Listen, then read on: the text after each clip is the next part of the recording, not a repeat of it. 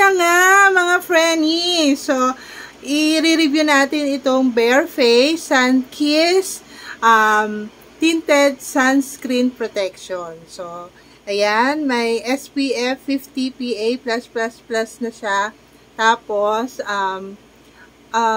may UV A at saka UVB na rin siyang protection. So, miski hindi ganun kasikat ang araw, dapat po ay nagsasunscreen pa rin tayo kahit nasa loob pa rin tayo ng bahay. Lalo na kung lagi ka nagsi-cellphone. Kasi meron siyang, diba, UV rays.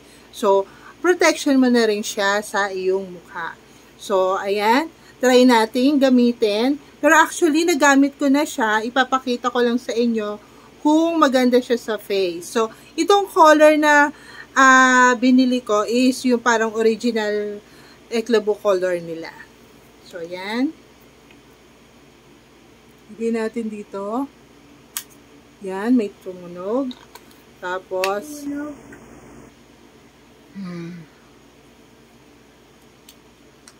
yan, wala po yung cut. Ginawa ko. Actually po, mabilis po siyang mag-ano sa mukha. Yung tawag doon, hindi mag-melt. Mag-absorb. Yan. Yan. 10, 9, 8, 7, 6. So, ayan, ito po yung meron. And ito po yung wala. So, ang araw ko lang po ay yung sinag ng araw ko ay sinag ng araw. So, yung light ko is, basta yun, yung sinag ng araw.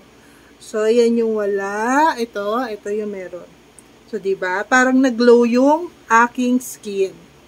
So, lalagyan naman din natin siya sa kabila. Ayan ha.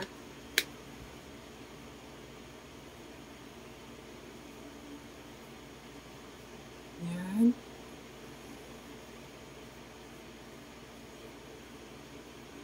Pero, kung maglalagay po kayo ng sunscreen, kung ang balat nyo naman yung sa face is okay naman, carry naman, pwedeng mag-add na lang kayo ng pulbos or face powder. Pero kung hindi po kayo satisfied, may tinted po siya pero hindi ganun parang kakapal. Kung hindi pa po kayo sanay na hindi nagpa-foundation, lagyan niyo po ng foundation. Lalo na kung parang feeling nyo kulang yung achieve ng face nyo, yon. Mag-aano kayo magpa-foundation. Pero ako, katulad ko, kung araw-araw susundo lang ako sa anak ko, hahatid ko siya, eto lang, okay na ako. And pulbos. So, yan. Maganda yung lapat niya sa mukha ko. And pulbos na lang. Yon. So, mamaya kasi magmamas kami. So, ayan. Yan lang. Ganyan na. Tapos, magpupulbos na ako. So, yun lang.